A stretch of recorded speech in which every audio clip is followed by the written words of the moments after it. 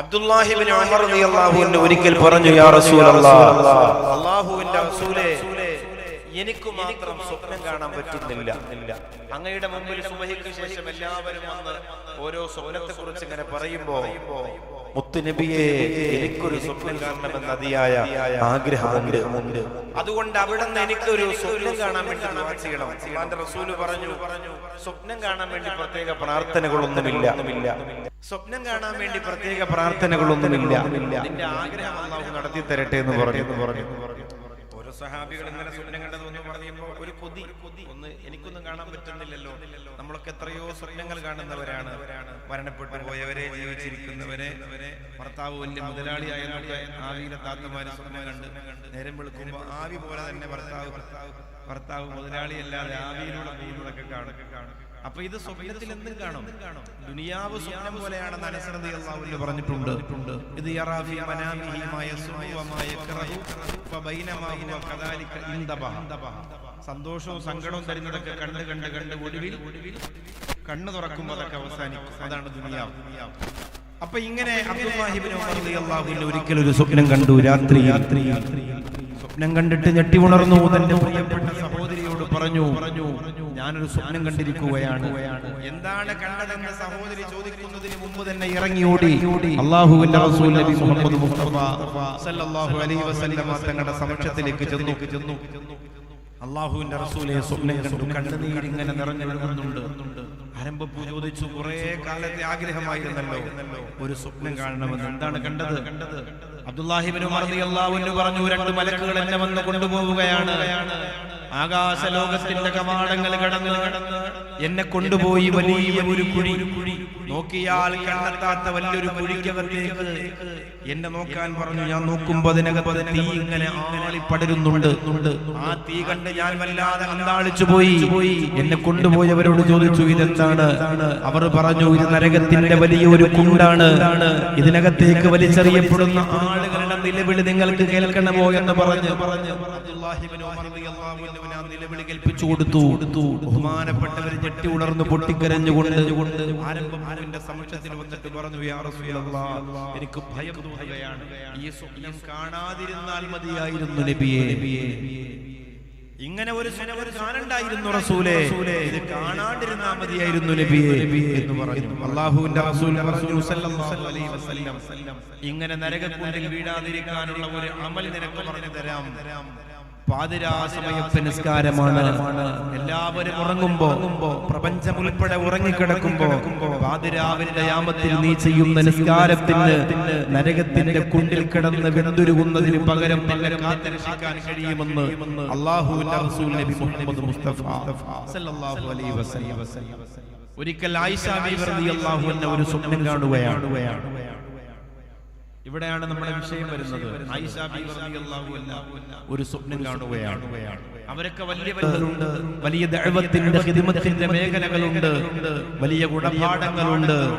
മഹദിയായ ആയിഷ ബീവി റളിയല്ലാഹു അൻഹ സ്വപ്നം കണ്ട് ഞെട്ടി ഉണരുകയാണ്. അതേ സ്വപ്നം തന്നെ രണ്ടാമതും കാണുകയാണ്. വീണ്ടും ഞെട്ടി ഉണരുകയാണ്. മൂന്നാമതും അതേ സ്വപ്നം തന്നെ ആയിഷ ബീവി റളിയല്ലാഹു അൻഹ കാണുകയാണ്. ഒരു സ്ത്രീയെ മലക്കുകൾ കൊണ്ടുപോവുകയാണ്. ആവിയിലെ പെങ്ങളെ, കാഞ്ഞങ്ങാട്ട സഹോദരിമാരെ, ഒരു സ്ത്രീയെ കൊണ്ടുപോവുകയാണ് അല്ലാഹുവിന്റെ മലക്കുകൾ. സ്വർഗലോകത്തിന്റെ ഏറ്റവും വലിയ ഉന്നതമായ സ്ഥാനമാനങ്ങൾ ആ സ്ത്രീക്ക് അല്ലാഹു കൊടുക്കുകയാണ്. സ്വർഗത്തിന്റെ എല്ലാ സമ്മാനങ്ങളും രണ്ട് കൈയും നീട്ടിയിട്ട് ആ സ്ത്രീ വാങ്ങുകയാണ്. എന്തിനാണ് എനിക്കിത് തരുന്നതെന്ന് ചോദിക്കുമ്പോ, നിങ്ങളുടെ ജീവിതത്തിൽ നിങ്ങൾ എടുത്തിരുന്ന ചില തീരുമാനങ്ങളാണ് നിങ്ങൾക്കിത് തരാൻ കാരണമെന്ന് അല്ലാഹുവിന്റെ മലക്കുകൾ ആ സ്ത്രീയോട് പറയുന്നത്. ആയിഷ റളിയല്ലാഹു അൻഹ സ്വപ്നത്തിലൂടെ കാണുകയും കേൾക്കുകയും ചെയ്യുകയാണ്. ആയിഷ ബീവി റളിയല്ലാഹു അൻഹ ഞെട്ടി ഉണരുകയാണ്. നേരം പുലരുന്നത് വരെ ആ സ്ത്രീയുടെ മുഖം തന്നെയാണ് എന്റെ കൽബിലുള്ളത്. ആയിഷ റളിയല്ലാഹു അൻഹ ചിന്തിക്കുകയാണ്, ഞാൻ കണ്ടതുപോലത്തെ ഒരു സ്ത്രീയാണല്ലോ, എവിടെയോ ഞാൻ കണ്ടതുപോലത്തെ ഒരു പെണ്ണാണല്ലോ. അല്ലാഹുവേ, ആ സ്ത്രീയുടെ മുഖം എനിക്ക് പരിചയമുണ്ടല്ലോ. സ്വർഗത്തിന്റെ വലിയ സ്ഥാനമാനങ്ങൾ ലഭിക്കുന്ന, സ്വർഗത്തിന്റെ വലിയ പദവികൾ ലഭിക്കുന്ന, സ്വർഗത്തിന്റെ സമ്മാനങ്ങൾ കൈനീട്ടി വാങ്ങുന്ന ആ സ്ത്രീയെ എനിക്ക് പരിചയമുണ്ടല്ലോ. അതാരാണെന്നറിയാൻ ആയിഷ ബീവി റളിയല്ലാഹു അൻഹയുടെ മനസ്സ് കിടന്ന് തുടിക്കുകയാ. പെട്ടെന്നാണ് ഓർമ്മ വന്നത്, ഈ മദീനയുടെ വഴിയോരങ്ങളിൽ ഒരു ചെറ്റക്കൂരയുടെ മുമ്പിൽ ആ സഹോദരി ഇങ്ങനെ നിൽക്കുന്നത് പലപ്പോഴും കണ്ടിട്ടുണ്ട്. ആയിഷ ബീവി റളിയല്ലാഹു അൻഹ തീരുമാനിക്കുകയാണ്, അതെ ആ സ്ത്രീ തന്നെയാണ്, ആ സ്ത്രീ തന്നെയാണ് ഞാൻ സ്വപ്നത്തിലൂടെ കണ്ടത്, ആ സ്ത്രീ തന്നെയാണ് സ്വർഗത്തിന്റെ ഏറ്റവും വലിയ ഉന്നതമായ പദവികൾ കരസ്ഥമാക്കിയത്. അതുകൊണ്ട് ആ സ്ത്രീ എനിക്ക് കാണാൻ പോണമെന്ന് കരുതിയിട്ട് ആയിഷ റളിയല്ലാഹു അൻഹ മദീനയുടെ ഇന്നവരങ്ങൾക്കിടയിലുള്ള വഴിയോരങ്ങളിലൂടെ നടന്ന് തന്റെ മനസ്സു മന്ത്രിച്ച ആ സഹോദരിയുടെ വീടിന്റെ അരികിലേക്ക് ചെല്ലുകയാണ്. വിശ്വാസത്തിന്റെ പരിമളം പരക്കുന്ന ചെറ്റക്കൂരയുടെ തിരുമുമ്പിൽ ആയിഷ ബീവി റളിയല്ലാഹു അൻഹ ചെന്ന് നിന്ന് സലാം പറഞ്ഞപ്പോൾ ഈന്തപ്പനയുടെ മണൽ കൊണ്ട് നിർമ്മിച്ച കുടിലിന്റെ വാതിൽ തുറന്നിട്ട് ആ പ്രിയപ്പെട്ട സഹോദരി ഇറങ്ങി വരികയാണ്. ആയിഷ ഉമ്മയാണോ വന്നത്? എത്ര സന്തോഷമാണ് അവർക്ക്. അവരെ വാരി പുണരുകയാണ്, മുത്തം കൊടുക്കുകയാണ്. ആയിഷ ബീവി റളിയല്ലാഹു അൻഹ പ്രിയപ്പെട്ട സഹോദരിയോട് പറയുന്ന ഒരു കാര്യമുണ്ട്, പ്രിയപ്പെട്ട പെങ്ങളെ, നിങ്ങളുടെ ജീവിതത്തിൽ നിങ്ങൾ എടുത്ത ചില തീരുമാനങ്ങൾ, ആ തീരുമാനങ്ങൾ നിങ്ങളെ അല്ലാഹുവിന്റെ സ്വർഗ്ഗത്തിലെത്തിക്കുന്നതാണ്.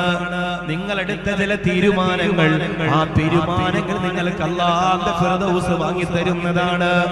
ജീവിതത്തിൽ നിങ്ങൾ എടുത്തുകൊണ്ടിരിക്കുന്ന ചില തീരുമാനങ്ങൾ അല്ലാഹുവിന്റെ ജന്നാത്തുൽ ഫിർദൗസിന്റെ വലിയ സ്ഥാനവും പദവിയും മാനവും നിങ്ങൾക്ക് വാങ്ങിത്തരാൻ ഉതകുന്നതാണെന്ന് ആയിഷ ബീവി റളിയല്ലാഹു അൻഹ പറയുമ്പോൾ ആ സഹോദരി കരയുകയാണ്.